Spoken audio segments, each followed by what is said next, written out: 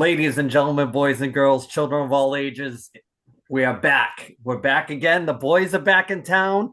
If everybody wants to sing it, reunited and it feels so good. So we're back. No special guests this week, but we're working on it. Got a couple in the queue, trying to reel in some big fish, get it going. But we're back with the boys. We're gonna have a Brad loves these. We're having an all wrestling episode. So if you're not down with the current wrestling state of affairs or old school talk, you might as well just skip this episode. But before you do, you gotta like and subscribe, right, Thomas? Yes. And with that being said, Tom, tell us where our growing number of subscribers can find great merch in our bonfire store. Hey there, podcast fans. Are you ready to show off your love for the 1973 podcast?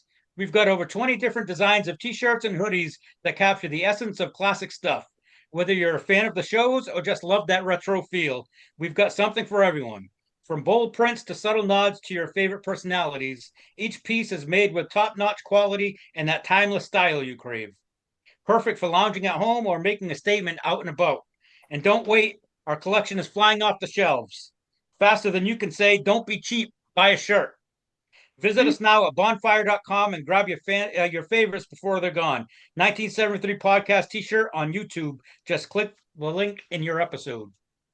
All right, so today was the Clash in Paris, and I think me and Bradford watched almost the whole thing. We were going back and forth a little bit. Terrible pay per view. And before Brad came on, I was talking a little diatribe that I had. And the format for the show, I don't know if Brad will agree with me, but you got to put the women's matches on early in the show because they take away from the guys that can really wrestle, that can bring a storyline, that can tell a story. And I feel that the worst match on the pay per view was the Nikki Bella Becky Lynch. Brad, you want to add to that? You want to throw something out there a little bit? Bro, it was so terrible when they got outside the ring and they were bouncing each other off of the announcers tables. I'm like, come on, like we know, like sell it first of all. Like we know you're not really smashing her face into the table, but it looked so amateur, dude. Like that whole match kind of had a vibe that they put it together 5 minutes before the cameras came on. Like I'm pretty sure Becky Lynch was in there, like kind of calling the spots for Nikki Bella, who was way out of her element and just looked old every time the camera got on her. I'm like, I don't even know why you're back. Like, where is this storyline even going? Why are you back? What is even going on here, man? It terrible, absolute terrible, dude. Sometimes I enjoy the women's matches. Sometimes they put on a show that's more entertaining than some of the men's. But that match was that was god awful. You kind of just wait for the car wreck, right? For those Yeah. matches, for somebody to miss a spot and hit somebody for real or Yeah. something like that. They were moving so slow though. I was like, are they like moving in mud? Like they're. I mean, it was awful. It was absolutely horrendous. That I would be really pissed off if I paid ESPN $29 a month and that's the product I got. I'd be pissed. Now, because you brought it up, have you got any details on how that's going to work, Brad? Is it exclusively just for the wrestling, but or do you have like I have the ESPN for the NHL because you get the entire season and you get all kinds of other things thrown in there that I hardly watch. Is that going to be how the WWE is going to be? Is it just going to be on a tab with your? I see you shaking your head, Phantom. What do you I got? I don't think think it it's is. if you I have don't think it's a part of the plus. if you have the app that because you're paying for the app. You're not paying for ESPN WWE. You're paying for the app. So if you bundle ESPN with Hulu or Disney Plus, then you can save some money that way too. But the thing about it is they're trying to go to that multiple streaming platform thing that model that the NFL used. And so like you got to have Netflix for Raw, cable for SmackDown and NXT. Still got to maintain Peacock if you want to watch Saturday Night Main Event because it's going exclusively to that. And then you got to have the ESPN app if you want to watch PLEs. I'm like, bro, I'm trying to like cheat the system. I ain't trying to buy into it, man. And but there is a bunch of people. Stephanie McMahon put it on her podcast. If you buy a VPN service, you can get everything on Netflix through a VPN, and that's how they get stuff overseas. Our European brothers and sisters with Netflix, they get everything on Netflix. SmackDown, NXT, PLEs, everything is just on Netflix. In America, for some reason, we get nickel and dimed out through all these different apps. It's stupid. It's So, absolutely dumb. so do we staying with the format with talking about the pay-per-view first before we go into other things that you had brought up a great point about the financial state of affairs with wrestling as a whole. But the what was your opinion on the best match that was on the card today? So I missed the beginning. So I saw the women's match. I snoozed through the men's tag team match. Um, I kind of feel bad for the Street Profits. I feel like they're super over. People love pumping when they come out. They're really fun to watch. The Wyatt Six thing, I'm still not a fan of since they came back, so I don't know what they're doing with that. Cena and Logan Paul, I feel like was a good match, but it went on ridiculously so long. Like after they hit each other's finishers 4 times, they started hitting each other's finishers, and then they started hitting other people's finishers. I'm pretty sure Cena hit him with like a Styles Clash or some You shit at did. the end You did. before they finally got the three. I'm like, holy crap. And that left about 30 minutes for a fatal four-way that got mostly just kind of rushed through. Um, I give all the matches 2 thumbs down. I don't have a favorite. Phantom, thoughts on what you saw? Yeah, I thought that the Cena match was probably the best one. He's at least he's giving you your money's worth on the way out. So yeah, I guess it would be real easy to go in there and have 10-minute matches. So yeah, I guess he's trying to. I guess part of his thing is that he can't wrestle. So on the way out the door, I guess he wants to kind of show that he can wrestle a little bit. He's Oh, the match still was not good. wrestling. They hit a big spot, and then Cena lays on the mat for Oh, 5 minutes, catching he's his freaking breath. dead. He's tired, man. Give him And that then he break. gets up. Gassed. He gets up. They hit another big spot, and then Cena lays there, catching his breath, sucking wind for another 5 minutes. Don't forget, he got that Ultimate Warrior build. He's in there for a half an hour. The guy's hurting. By the end of it, Cena could barely even walk, bro. He was done. Yeah, I thought it was kind of funny how we kissed the wife with Nikki Bella in the building. That's pretty Yep, good. Pretty good. yep. Noticed it. I still think Logan Paul. Guy's good. He's good. He's good, dude. Definitely a modern day heat magnet for what you want. I don't know how he is like behind the scenes with if he's cordial, if he's embracing the on air persona is what you get. So I think they're using him perfect though. It's like he should be a heel to make it. He cut the line, the whole go with that whole angle. I think he's awesome. talking about the current state of affairs with wrestling with what it costs and this I think this flows into the psychology thing of what made it popular. They're pricing it out of range for the average person to be able to go and enjoy it because I thought wrestling was always like a family thing. It's generational. It's one of those things that it was always cheap money to go to. And then until they started doing the thing where they tried to make the WrestleManias into the 2000s more like the Super Bowl, they started pricing where you could buy the seat that you sat in the first couple rows, and there was a gold package and a silver pack. I think it's kind of gone so far away that they're never ever going to get it back unless there's a sad state of affairs that wrestling goes through one of those lulls, but I don't think it possibly can the way that it's run now. Thoughts? If you think about like who was wrestling targeted at as we were growing up, which doesn't say a lot for us because we were into it, but that they don't target wrestling to people that have fucking money. Wrestling's for the poor. That's it, bro. That's it. It's like anything else. whether it's you go to hockey, say you're in like a major city, the crowd used to be like really rowdy. You would always have that city feel.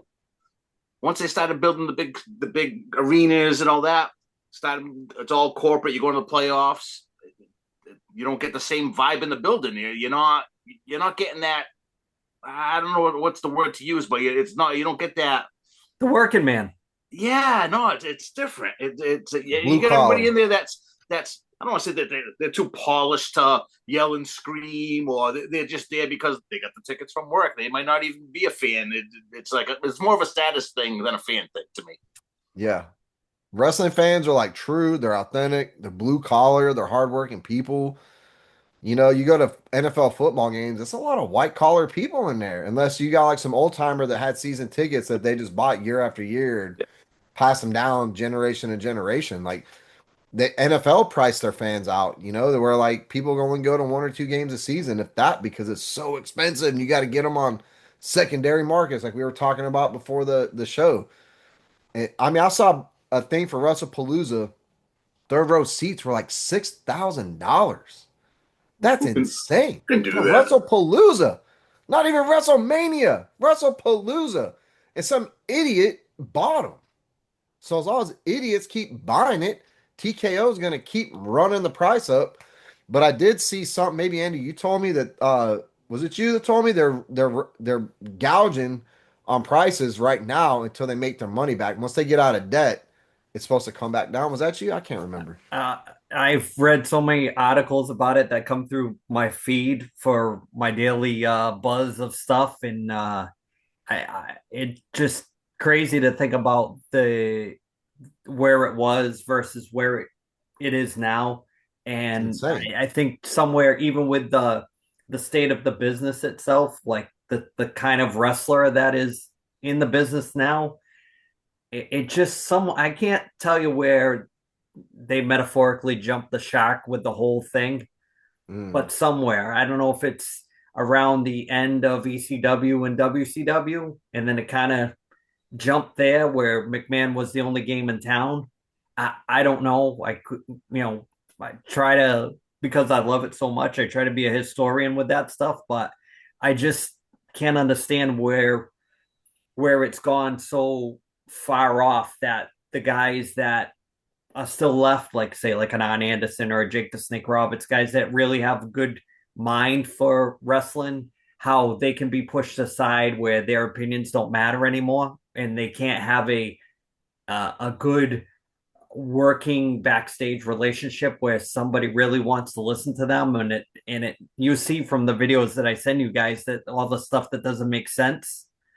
And I think when you get away from it's too far gone to really rein it back in. That's why when you get a guy like Gunther that comes along and he's kind of old school and he's big and he's tough and he just kind of chops you down metaphorically. You gotta love that because you don't get that, and I think that's the only type of person that kind of still has a lifeline to what it was. I had watched a good interview with Terry Funk one time and give the guy a lot of credit. It was in the 90s before ECW really took off, and it was the infancy of the UFC where nobody really knew about it. And he was talking about how that was going to be so popular before it was even how it is now. He mentioned like 95, 96 when it started that was going to be popular because back when wrestling originally started, that's how it was. Not with the cage environment, but a regular ring. And it was just like shoot fighting. But it was a work. They would go from town to town with a guy that was the worker. And there was a couple people in on it, and they would challenge, the local tough guy that would come out of the crowd. Mm. And a lot of times it was a plant, and a lot of times it wasn't. But they needed a guy that was the world champion that was a given title at the time. That whoever stepped in the ring, the guy could really work him. He could really like time and knots, as they say. So the infancy of the UFC and what it's become now, whether that's can be fixed too, at times it's real, but maybe somebody takes a dive or taps out or whatever. But somewhere we've lost what it was, and millions of people loved the UFC too, because Yep. that was the infancy of wrestling at the turn of the century in the the 1800s to the 1900s. So I don't know. I all I know is if it's not presented like a fight and a bunch of guys working towards one goal of being the champion, being the best in what you do, you, the psychology of going in the ring with a gold chain on. If you're going to fight somebody in a boxing match, you take your gold chain off. If you're going to go fight in UFC, you take your gold chain off. So I don't understand why these little nuances of making it look more presentable like a real sport, why we've gotten away from that. Why you would have earrings in your ear if you're going to go wrestle. First thing you do if you get in a fight with somebody, you're going to grab that earring and rip it out. So these little nuances of psychology for guys that have just grown up watching it, how come the people backstage can't say, hey, Dingleberry, take that out of your freaking ear. It's supposed to be a fight. First thing a tough guy would do is grab you by the ear and rip that freaking thing right out. Well, I think the biggest problem now with TKO buying WWE is the guys they have in charge that are running it, besides Triple H, are like Hollywood writers. They don't really have a history of the wrestling knowledge, and so they don't know what they're writing more Hollywood storylines than actual WWE. So I think that's a big difference from back in the day. I Is it think the you Road Dog like the head writer right now? Road Dog Jesse James? Isn't he like the head writer? He's not I know he's on the he's in the committee. room. Yeah. Yeah, he's in the room. I know he's got a big hand in it, but people don't really like his product either. So the thing that's still relevant is having guys like Paul Heyman that are around to kind of still have that old school feel where they can present it in a certain way, like an old school presentation. You got to love that stuff. But, even like if Triple H was to hit the deck and he was gone, you look at all these guys that, you know, aren't going to be around. And what are you left with? Jamie Noble backstage, Jason Jordan to carry the torch of what old school was. Those guys don't know what old school is. They might think they do. The Hardys aren't really old school. They were the first ones to kind of do the I'm only going to sell something if I'm actually hurt type of guys. mm. So, I mean, we could talk about that psychology stuff for a long time. I just think that if that's the sport that you or the business you're going into and you're not a student of the game, not to steal a phrase, but why wouldn't you want to watch tapes? Why wouldn't you want to be like how Braun Breaker is, somebody like that, where they look legit, they have a lineage of being in a family that knows how to wrestle. So I don't know, Thomas, what do you think about speaking of working, let's talk Well, about the I son of think what Rampage Jackson. Yes. Let yeah, that was nasty. He's probably worked himself out of getting any job anytime soon in wrestling. He's I don't really know exactly what the heck happened, what was going through his mind there, but he had his dad come out and actually apologize for him and kind of make an excuse and saying he may have had a concussion previously from training for an MMA fight that he had. So I mean, I don't know. It's now that everybody's kind of backtracking. The guy in the angle that was telling him to take a receipt for something that happened, where I guess it was the guy hit him with a beer can or something Mhm. backstage, and the guy that was in the thing with Rampage's son told him, "Oh, take a receipt," and I guess he took it literal. I don't know because he knocked the hell out of the guy in the ring with one of Rampage Jackson's vintage slams, and then he just started pounding on him.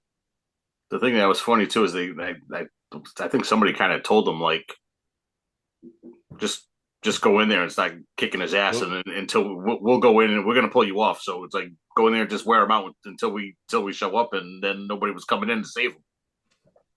Well, if you watch the whole thing, like even the beer can smashed on his head, it wasn't like Psycho Stu didn't really smash the beer can. You could see him like crush it as he goes down. Like it was like it was a work, is what it Yeah, was. That's yeah, what he thought, you know. And I Yeah, don't know why Raja, is that how you say his name? Why he got so mad about yeah, that. Like you're at a wrestling event, one of the stars kind of pulls you into his thing, does this little beer can trick on you. Now you're pissed. And so he's like ringside live streaming. He's like, oh, I'm going to go in there. I'm going to fuck him up. I'm gonna end this dude. Like that's probably the most incriminating thing on his part as he was live streaming it. I mean, he did what he said he was gonna go do. So and I mean the dude got knocked out as soon as he got slammed. He was lights out. And the fact that he just kept pounding him like that and work or not, man, like or that I mean, he almost killed that guy. Yeah. He Did, almost did, killed him. did you catch the pot after all the melee breaks up and all that? They actually had one of the guys that was in the match like laid on top of him and pinned him. Did he? Yeah. The Kayfabe's show alive. must go on. Kayfabe's alive for you, Andy. Show must go on. Well, let's talk about that. Like, so the kayfabe thing, you're bringing in, let's say, I'll use the term celebrity. Now, this federation, let's just say, Rikishi. Yeah, it was is owned by Rikishi's promotion. Rikishi's. Yep. So you mean to tell me that there's not people there that are a gate for somebody that's going to come in to that environment? The locker room was out in the parking lot, dude. It's Yep. like, okay, we're not talking pyro and this big production. So isn't there somebody there that has some knowledge of, hey, we're bringing in somebody to try to maybe work an angle, get some views, maybe on social media? Who isn't there somebody that can pull this kid to the back and say, listen, between you and me, this is how you're going to get paid. This is what we're going to do.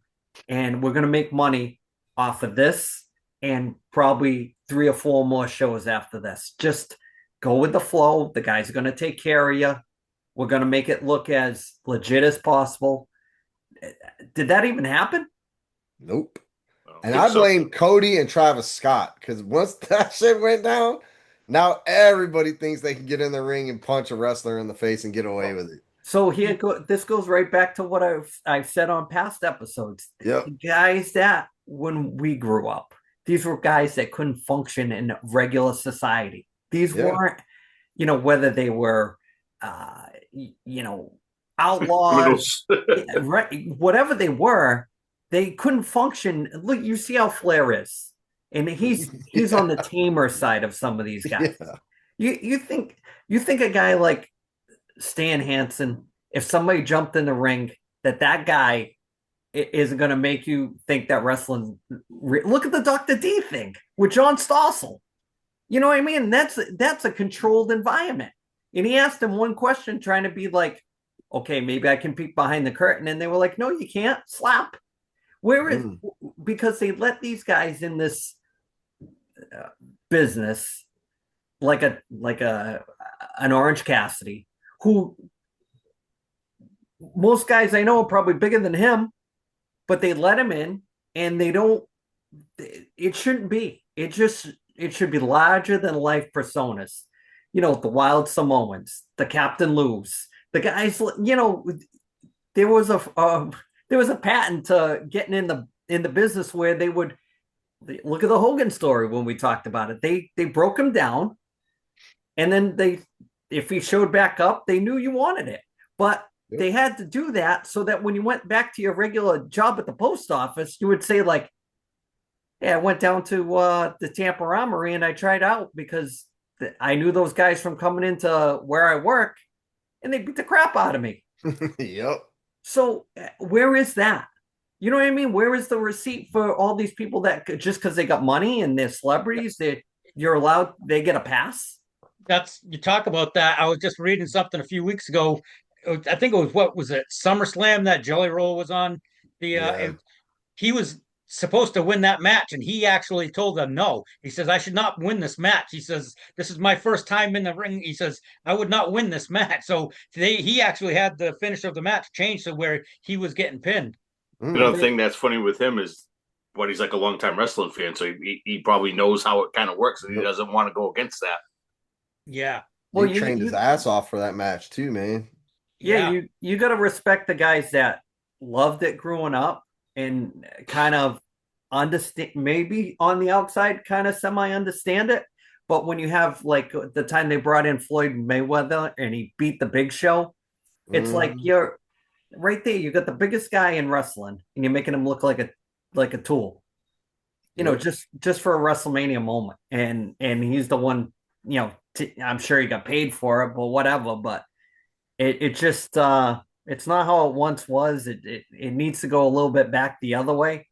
I don't know how they're gonna wrangle that in, but um, that, what do you think? How that scenario would that scenario? Imagine if that had played out on a big stage, like in like a WWE ring, where they were going to work him in somehow with like get.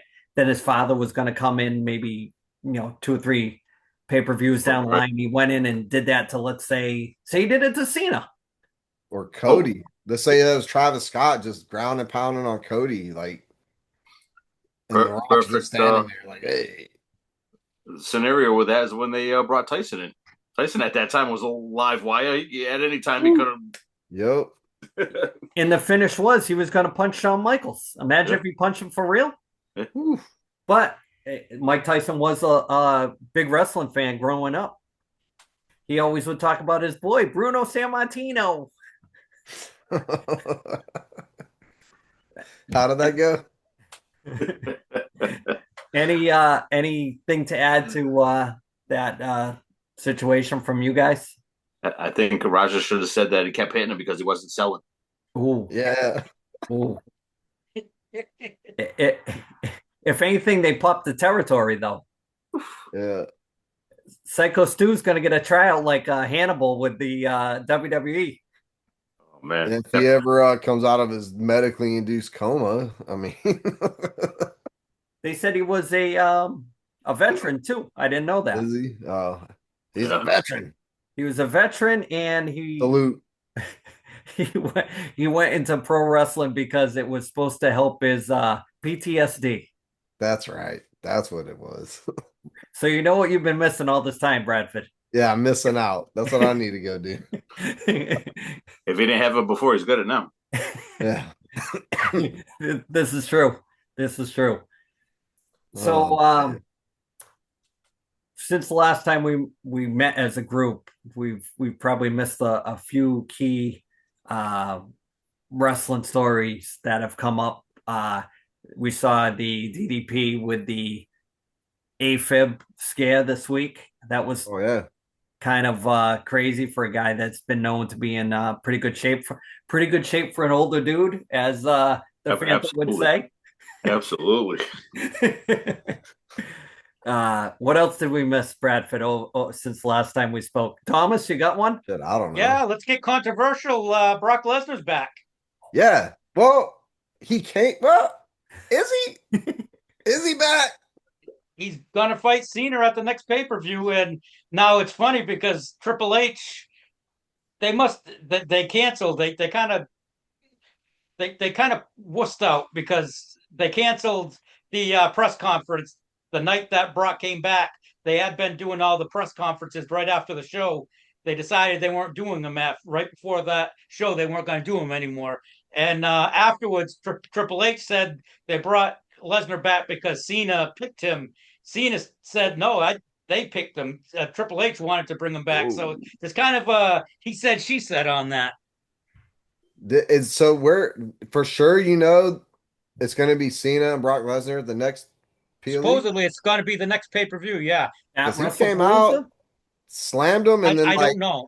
I don't know. he's gone. Yep. I brought that up today. I was like, in the middle of the Cena match, I was like, where the hell is Brock Lesnar right now? Like, He's not traveling to Paris. no, Definitely not not. absolutely not. That booking's all over the map. The whole John Cena thing with the heel thing to like, nah, we're not gonna do that no more. Rock messed that whole thing up. That whole storyline got screwed up Bro. because of the Rock. Bro, but we got robbed of an epic final year of John Cena. We got like American fans got robbed.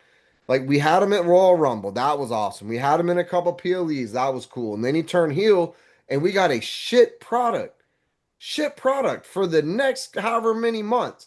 Then he turns face, but they're over in Europe. Every show that he's been a face, a classic John Cena, has been overseas. So like when he finally comes back to the States, when they finally finish this tour, we'll get a couple of dates stateside and then the final one on Peacock. And I'm like, we got robbed of this, man. Like, wrestling fans should be pissed. I do like how they tied back in the John Cena kid from the night he turned heel, and he was like that crybaby kid over there, and the kid's like boo-hooing on live TV. Then they bring the kid back, and he goes and hugs him. But then 5 minutes later, the kid got caught taking pictures of some female wrestlers' asses as they were walking down the aisle. Kid got exposed, man. Wee wee poo poo. Yep. I think that the heel Cena turn could have worked out a lot better. So much better. Just if they knew it was done in December, he should have turned back face at Survivor Series or whatever. And Last day. Yeah, because they're still billing him when they do that announcement with the never seen 17. You can't say he's the greatest champion of all time, the last real world champion. That's a heel thing. You can't say that because that's gone. That ship sailed. You can't say that because and then they try to cover that up a little bit. I give Wade Barrett some credit. He does a lot with the eraser with the commentary. He was talking about how John Cena is the last of the old school, and that's why he's the last real world champion. And they try to cover it up, but it makes no sense now because he was saying that, and he was going to leave with the title. Well, if he's old school, is he going out looking at the lights? Right. Or is he going to win? So I don't know who they got lined up for that last match, but it's got to be somebody good. I know. I've heard rumors. Have you heard? No. Who's the last? Randy Orton? Nope. He already had a run with him. Who's the last one? I'm opening it up to the panel. Somebody whose contract is coming up in AEW. I have heard Chris Jericho might be coming back. Edge. Oh, really? Edge. That'd be pretty good. I actually did hear that. His contract is coming up, and Jericho's contract is also in play. Yep. But I don't know how much of. I think people would rather see the Edge is way more over in WWE than Jericho would be.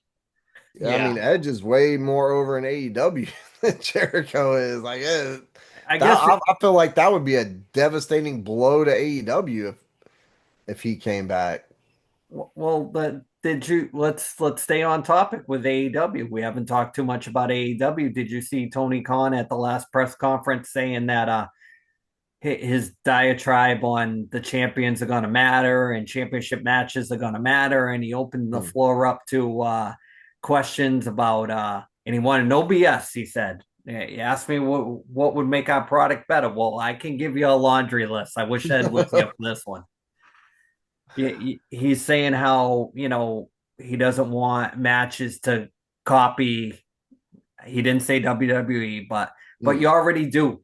Because you have like the Casino Battle Royal, and that's the same thing as Money in the Bank. You have Blood and Guts, which is a Hell in a Cell. You can't do a regular match correctly. Why are you going to do these elaborate gimmick matches? Which usually the gimmick matches are easier to do with the participants because it's a blow off. And somebody's going to win, and they're going to have a new storyline, and the loser's going to have a new story. But this guy, the booking is all over the place. And then when you open it up to fans, is it going to be true wrestling fans, or is it going to be the modern day what they consider true wrestling fans? Just because they buy a ton of shit and they mock out for some guy falling off a skyscraper.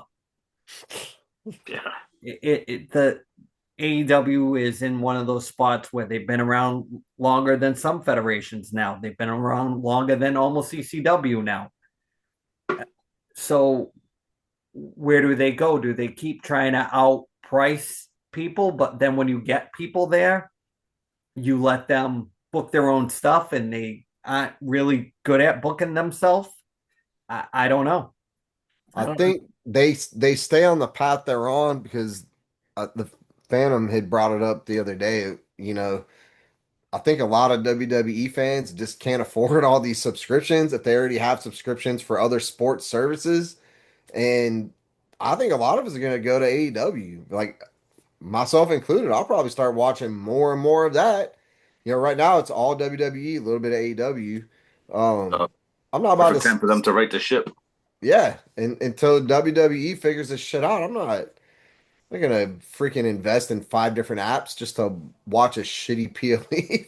Oh, Like, I don't know if you great, that dude. that's all. I don't know if you guys saw this the other day because it wasn't actually aired. But AEW did a show at the ECW arena the other night, and after they went off the air, Tony Khan came out and they totally surprised Taz. They had his wife and his son come out, and they actually announced that his, I guess it was his T-shirt that he wore, the shirt he wore, that had the 13 on it, was being retired at the ECW arena, and they hung it up. Mm. And Taz got on the mic, and he got emotional, and he was actually talking to the fans about giving AEW a chance and don't listen to all the people online. He said the so-called experts online, and give AEW a chance because WWE was just too expensive to. He says you can actually come with your family and enjoy the show, Yep. whereas he says you might not even be able to afford to watch it on TV. He wouldn't name them, but he just kept saying that other brand. What I think AEW needs to do is see right off the rip they were going to bigger arenas. They need to scale it down. Now, I'm not saying go to like the ECW arena because that place is really small, but start hitting those states in the cities that WWE doesn't hit and try to go. Uh, don't present it as a number two. Present it like how WCW was another option and hit those smaller. There's big arenas in more towns now than I shouldn't use the word big, but you know what I'm talking about. Hit those mid-sized places that's affordable to bring somebody, and when it's on TV, it's loud, it sounds packed, and just work from underneath with. You don't need that roster. That roster is.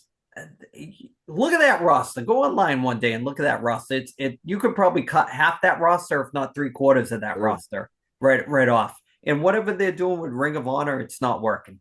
Nobody Nope. watches that. Nobody They watches. If they should put the Ring of Honor TV show on YouTube for free every week, and that should be your NXT. Easy fix. And then you have the AEW main show, and you have your core group of wrestlers. You have your heavies and people that you're trying to present as a heavy, even though I'm not a huge Hangman fan. The LGBTQ Magnum TA, it it's just it's not working for me. You can't have butterflies on your jeans and be tough. I'm just Mm. saying. You can't have sequin butterflies on your jeans and be tough.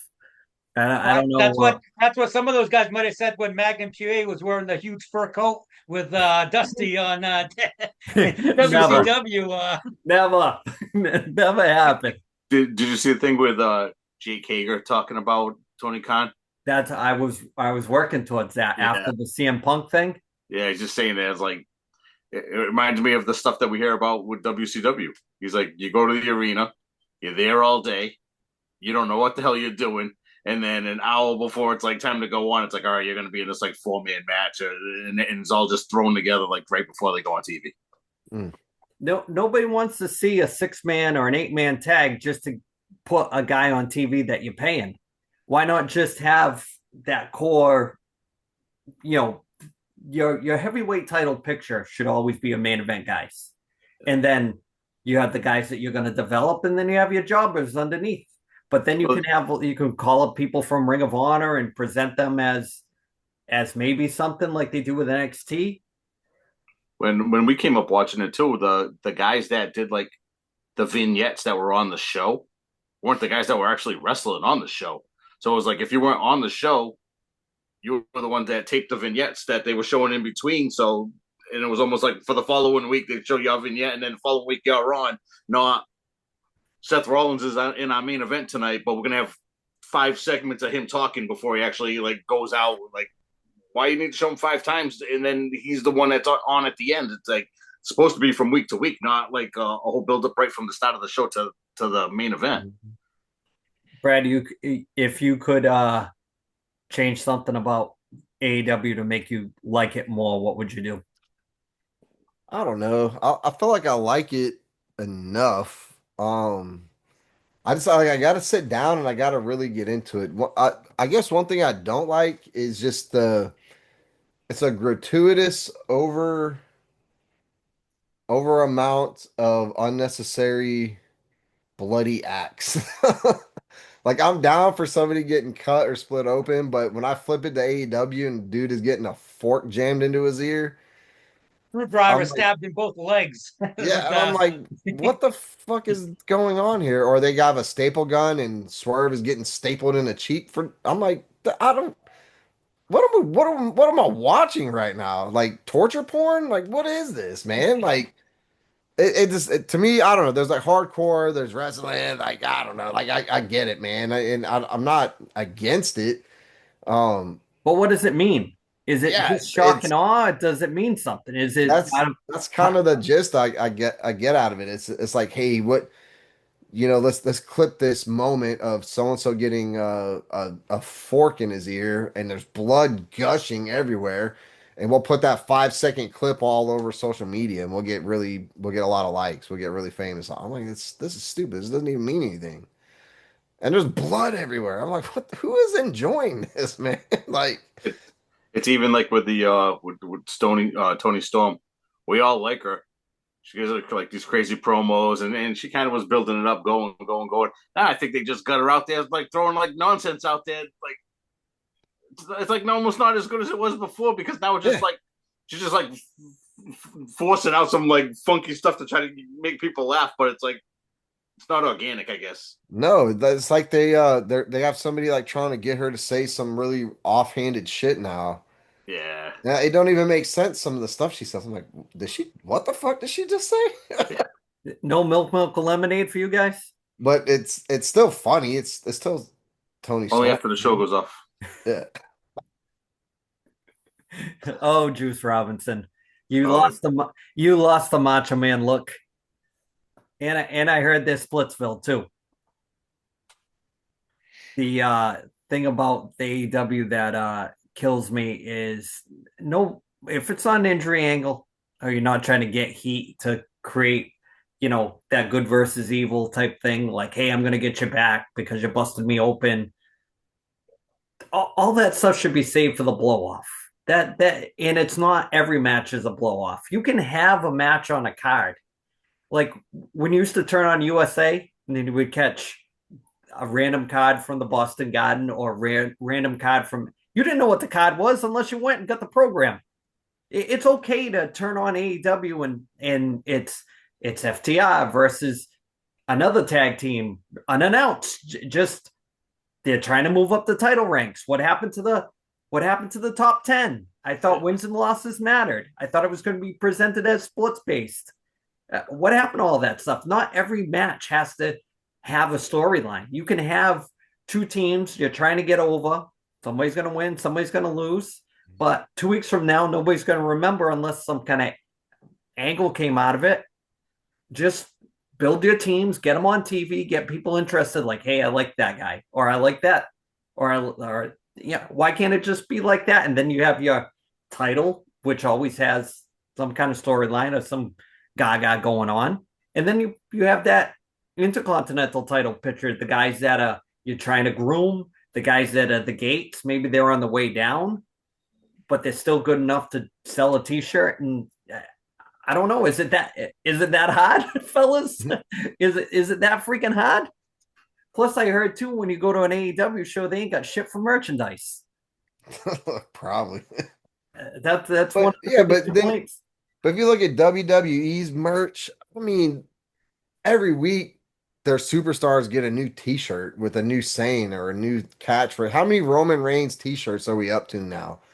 From OTC to, well, I don't even know what it is right now. Like it changes every freaking month, man. I think the T-shirts should be for the fans. Yeah. I don't think you need to come out every time you're on TV and you have your own T-shirt on. Or you walk around with your own T-shirt on like a jackass. Getting rebranded though, like Roman Reigns it went from Bloodline to OTC to I don't know what it is now, and Jay is the worst with a new Yeet Oh, saying. It keeps changing the stuff. Speaking of Jay, that guy fucking forget his ring gear today. That's how he wrestles now, man. Just Guy had like straight short. jogger pants on with sweat staining up his ass. That's how he. What the hell was up with this? He came out in SummerSlam in shorts, like basketball shorts. I had the drawstrings hanging out the front. Yep. That's weak. that ain't main event. That's curtain jerker. That's Brooklyn Brawler. Jesus. Yep. The thing with the whole merch and wearing your merch, that is so a WWE thing. That's why you got to respect, like when the Cody wears the suits, you look like $1 million. You present it. That's like whether you like them or you don't like them, you got to give the guys like the Hurt Business credit. Those guys look like stars. You see them backstage. They're dressed to the nines. MVP, great mouthpiece for those two guys. He was on a podcast talking. I forget what it was, and he was talking about how he's not as old school as some of these guys, but he still was in that ruthless aggression type era. He was saying that he didn't want to mention who it was, but I think it was when Adam Cole got hurt. He got that power bomb on the side of the ring, and he hurt his neck again, and he got the concussion, and he possibly was going to have to retire after that. But the injury itself, I forget who did that to him. Maybe you guys remember. It wasn't too long ago. They did it on like a Dynamite or whatever. It was leading up to a match with somebody. Well, he got legit hurt. They had to put him in the ambulance. So MVP, they take Adam Cole off. So MVP's walking in the hallway and he sees the guy walking, and he was acting like there was nothing wrong. So MVP says, "How come you're not going with him to the hospital?" And he's like, "Oh, I asked him if he was all right, and he said he's fine." He's like, "Dude," he goes, "You're supposed to, just wrestling code. You're supposed to go with the guy to the hospital and make sure that if he needs anything, you got to go get it because you're the one that hurt him. Villain, hero, whatever. You should be in the ambulance." He's like, "Well, you own one." You'll have to look and see who did it to him, but that's who he was talking about. So when those guys are in the locker room and they have that kind of mentality, so you're going to call CM Punk an asshole for the same type of thing. That's all he was trying to do, was keep the whole culture of what came before you and the stuff that works relevant. Not this say it's, nothing matters, and I'm going to put thumbtacks in the bottom of my shoes and kick you 4,000 times, and we're going to, dump out a bag that's supposed to be thumbtacks in it, and it's gummy bears. What the hell? Terrible. That's the stuff that just and then your face, you're shocked that it wasn't thumbtacks, it's gummy bears, and then you're taking bumps in gummy bears like they're thumbtacks. Come on, that's the stuff that is why people never. Have you ever been power bombed onto gummy bears though? It might hurt. land on some stale ones. So let's progress. Speaking of old school, where we left off with the fellas the last time we did an episode, seeing that it is a wrestling based episode, we're gonna talk Darkside of the Ring. We gotta finish up that season, and we left off on a fantastic subject. The innovator of what started probably the first hardcore wrestler of all time, the original Sheik. I am when I started collecting wrestling VHS tapes and I saw the Sheik for the first time, I was like, who the hell is this guy? Because all I remembered was the Iron Sheik. And when I finally got to see the original Sheik and how he had owned the Detroit territory and how he was the innovator of the foreign object and the innovator of, I'm not losing, this match is going like 7 minutes and it's going to be a melee. And then when you see him in Japan and you see that whole aura, because some of the tapes from Detroit are a little grainy, but you get those matches from Japan, Him and if you got to watch a match with the Sheik, you got to watch him and Abdullah in the tag team tournament versus Dory and Terry Funk. If you are a wrestling historian and you don't mark out for that match, and that is if you're going to use blood in a match, that's how you use blood in a match. I'm going to ask the Phantom thoughts on the innovator of the foreign object, the innovator of the fireball, first guy to use the fireball, the original Sheik. Well, after the way we were talking about AEW, I think it's his fault. Violence for the sake of violence. No, I appreciate the episode when they kind of get into it. Is like this guy lived the Sheik. Like he was the Sheik when he was a Sheik even when he was home with his family. He was the Sheik. Yeah, nobody ever saw anything but the Sheik. I mean, you could kind of as they all do. They have their downfalls. You can't be an active part of the roster and be the one that's got the pencil. Guy never lost. Guy went forever. Nice pun there with the pencil. Nice pun with the pencil. Yeah. But no, it was good. I forgot that like he had trained like RVD. I knew the Sabu stuff. I thought I was kind of like I didn't really dial into the Sheik until Sabu came around because I was like, I mean, his gimmick was pretty much his uncle's gimmick, but he kind of took him under his wing as I thought it was kind of funny when he was talking about that he used to kick his father's ass. And I guess his father was a shitbag, so he used to have to go over there and smack him around, and so he ended up raising him, I guess, and kind of pretty much stole his gimmick going forward. But yeah, no, I thought it was a good episode. So the Sheik's wife, when he broke in at a great time, like right at that boom of television with Vern Gagne and that whole thing. And his gimmick in the beginning, he was, did the Persian rug, did the Parade of the West, did all that stuff. And his wife was the valet, but she always would have the the belly dancer type gear on. And then it's funny because the Sabu gimmick was kind of like the toady for the Sheik gimmick. Yeah. And funny stuff like people would call the house, whether it was Vince McMahon Sr. or whatever. If you wanted to talk to him, you couldn't say, "Hey, is Ed home?" You had to say, "Is the Sheik there?" Because he wouldn't answer the phone unless you called him the Sheik. And he pretty much killed his own territory because you could never get anybody over him in the main event because and that's the way he booked. But years even later, even after he got old. You're right, exactly. But that territory was dead by 1980. It wasn't even.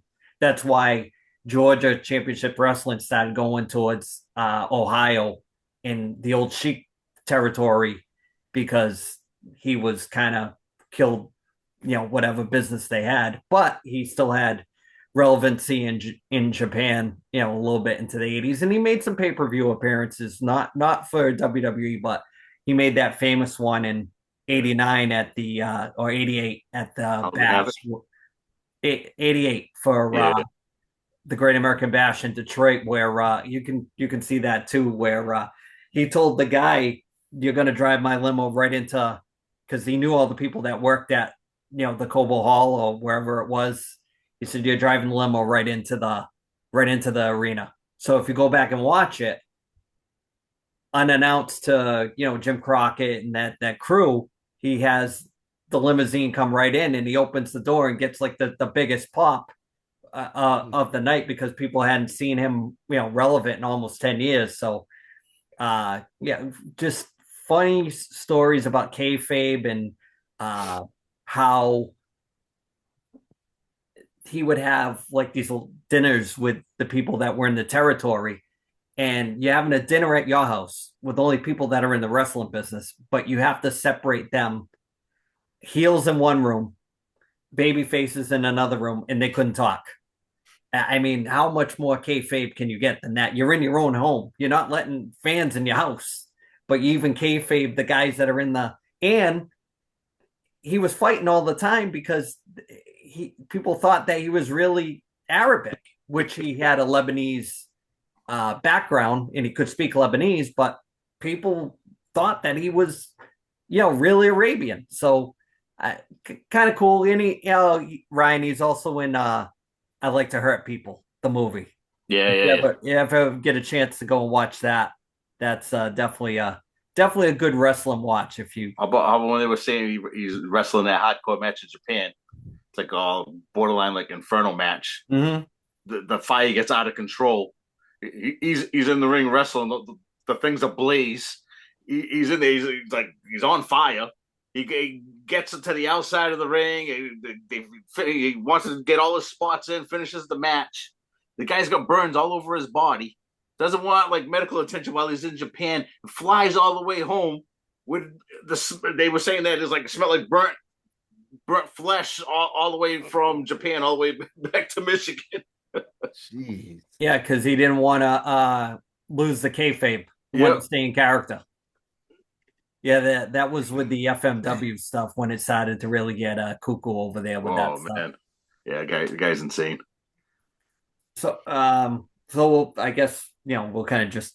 It's been so far removed from when the episode happened. It's kind of tough to go back, but I really want to wrap up the season in the next couple if we get together when we can. And so thoughts going forward on the current state of the wrestling business, Brad. Yeah, I know you usually hop in at the end and do your conspiracy theory, but we're not going to do that this week. But No, I not want you to this week. have the floor. The current state is I'm I'm not too optimistic with TKO and the way things are going. I'm trying to hold out and see how things go.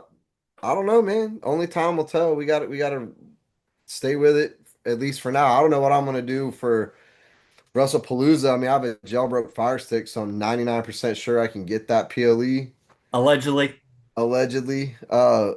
But just the principle of it makes me not want to watch it because I just want to be a dick and just boycott it, even though I'm allegedly getting it sourced anyway. But Stephanie McMahon said get VPN. hey, she did, and ESPN is hot right now. They're trying to get her to take it down, like, and remove that post. So Did you say Stephanie McMahon is hot? Is that what you said, Brad? I said ESPN. Well, Oh, she is. She's very attractive, but ESPN is hot. They're fuming because they're like, bro, we're trying to like make money, and you're telling people how to get it for free. Which is not free. You have to pay a VPN service a monthly fee, but it's like you're trading this fee for this fee. So I don't know. It's stupid. It's all Professor, stupid. Professor, I need your current state of affairs with how you feel the wrestling business is right now. Not very optimistic, but trying to be the glass half full type of person. I think it might help with the smaller promotions because people can't afford to go to WWE. And I think some of the smaller ones, like we have a few small ones around our area, like Big Time and a few other ones. So I think it would help in that respect, where it might build up those a little bit more, so they'll have a little bit more game. But we were all hoping, I guess, hoping that Vinnie Mac might start his own little wrestling promotion. But from what I'm reading, people aren't very optimistic about it because he is 80 something years old. He just had his birthday party and they were saying he doesn't look good. They said, and he's really starting to show his age now. So, I mean, I don't know. Oh, Vinnie Mac. did y'all? There was another story that got leaked about him too, about uh sleeping with that one female wrestler in the airplane. He made all this. Everybody Um, was watching. yeah, he made all the talent exit the plane. It's the same. Hey, what's her name, bro? Is The it one that killed Christine? herself. Yeah, she killed Ashley. herself. Yeah, She's the Ashley Massaro. same one. Massaro. Yeah, Yeah. yeah, the same one that was assaulted on that USO tour. Really? Yep. Yeah, so he was basically finger banging her on the airplane. And then when they landed, he told all the talent and staff everybody get off the plane. And they locked up the doors on the plane and old boy said they're just standing on the tarmac watching the plane just rocking back and forth. Unbelievable. What No, a I didn't. deep. I didn't hear that one. Yeah, I that's know. that's another story. Yep. they had that Hulk Hogan documentary that he was on, I guess, where it was like a mini doc with was that TMZ?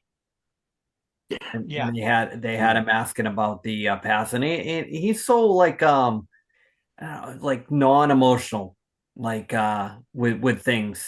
It's weird. It's like it makes you think, is there any sincerity in that guy whatsoever? It's just he's just an odd person. The Before we wrap everything up, I was talking about the current state of affairs with I was listening to a podcast and they were talking about how WWE is trying to monopolize so much stuff when it comes to wrestling that, so take for example, this is the example they were given. There's so many of these smaller toy companies that make phenomenal wrestling figures. So whatever era you like, do you like the Remco AWA versions? Do you like the LJN big rubber ones? Do you like the late 80s, early 90s little Hasbro? So there's a company that makes those figures for all the niche that of figures that were never made. So there's this company called Big Rubber Guys, and they make really awesome LJN looking figures, and they make a lot of the figures that were never made by WWE and WWF back then, and some retoolings. Well, WWE is coming out with their first series of LJN inspired wrestlers again, because now they're trying to take all the business away from even these small toy companies. So their intellectual properties, they are very, very, very tough on that stuff. So they not only are they trying to monopolize wrestling, they're trying to monopolize the whole culture with, even stealing from these small toy companies. So the first, I don't know if you saw the series one of the rubber figures, they're redoing the original Hulk Hogan, but all updated so it looks mint. They're doing John Cena, they're doing Logan Paul, and they're doing Dusty Rhodes because they never did them the first time around. So that series is already all sold out. Like if you go on Target, it's already all the pre-sales are all sold out for all these new figures that are, everything old is new again. But Right. it's just funny how even with Vince McMahon not there, the the culture that he created all those years of being such a tyrant, it hasn't changed when it comes to all stuff WWE. It doesn't mean that they're going to be better than the smaller toy companies, but they're even going to try to put them out of business. Thoughts on that, Phantom? Nothing surprises me with them. It's pretty much a wrestling monopoly at this point. They can I think they always do. They'll say like, "Oh, this is a good idea. Time for us to jump aboard. We'll do it bigger and better." You know, and they get the money to back it. So who can keep up? Especially when some of those they don't what they don't understand is that they don't want, I'll use an example. They don't want 60 John Cena figures.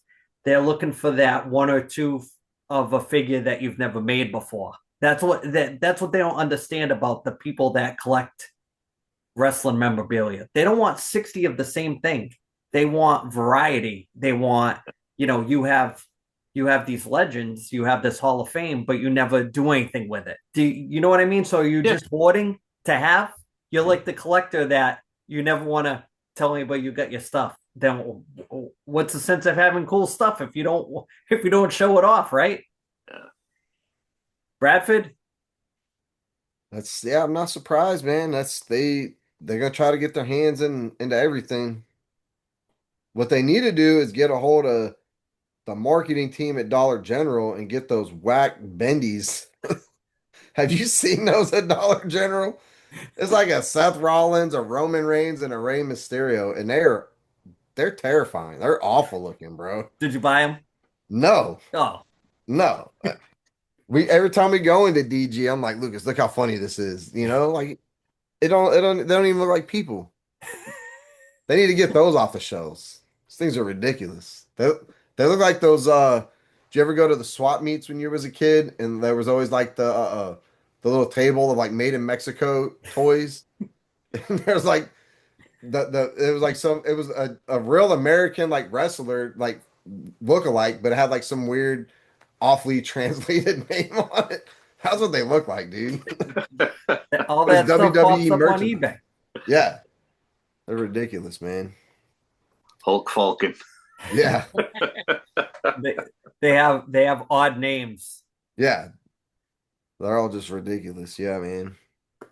So, Thomas, you want to wrap up this episode with we haven't done shout outs in a while. I'm sure you got one. You want to bring Yeah, something home? shout out to the guys from the AFL Fantasy Football League. We finished our 32nd draft just a few hours ago. The Phantom was there. So what's up, boys? Tom, did you promote the podcast while you were there? I actually Heavily. did. We did have some conversations. Heavily. How many people admitted that they watch it? 0. None. Friends of the show. No. Friends of the show. Friends of the show. Brad, you have a shout out to any friends of the show? I want to shout out 20th anniversary Hurricane Katrina. If you watch the news, you watch the documentaries, they make it sound like it only hit New Orleans. Unfortunately, that is not true. Katrina basically annihilated the Mississippi Gulf Coast. From from New Orleans to Mobile it was gone. It was absolutely destroyed. Is completely decimated. But so Mississippi folk, we kind of like take exception to it. We get a little salty this time of year. Every time there's the anniversary, and all they want to do is talk about New Orleans, how bad and tragic it was. It was horrible what happened in New Orleans, but that was one city. The entire coast of Mississippi was annihilated from basically as far north as Hattiesburg and Jackson and Meridian. So pretty devastating. But anyway, that's my shout out. Remember, it happened in Mississippi too. It wasn't just in New Orleans. Phantom, what do you got this week? Shout out all the guys down at work. Or No, fuck them guys. No, I'll shout out my boys. They're getting ready to go back to school Tuesday, so give it a go. Do well. to work, son. Do work, son. Do work, son. Do work. So I'll wrap this one up. So first off, I want to say how proud I am. Bradford broke down, bought a Dallas Stars jersey. We're No, getting it ready was for gifted. It's free. I got it out the Goodwill bin. however you got it. We're happy you have it because guess what? It's right around the corner. There's like maybe 40 days left. Got preseason coming. Does it have a name and number on it? Fuck, I was No. just gonna say that. Nope. I don't think it does. Does it? Does it? No. Nope. It's a blank. But that's all right. You got to crawl before you walk. Right. I just want to say that it's been real fun having some celebrity guests on and getting a chance to tap into whether you're a hockey fan or a sports fan. It's just been a fun ride getting in touch with these guys and all the them sending pictures of wearing the swag and actual friends of the show. And I got some real funny stories from talking to some of the older guys on the phone. Like that, I have one story where Joe Watson called me on like a Sunday morning at like 8 a.m. because he couldn't find my address, and it's just blaming the wife for stuff and throwing out the envelope. It's just fun stories when you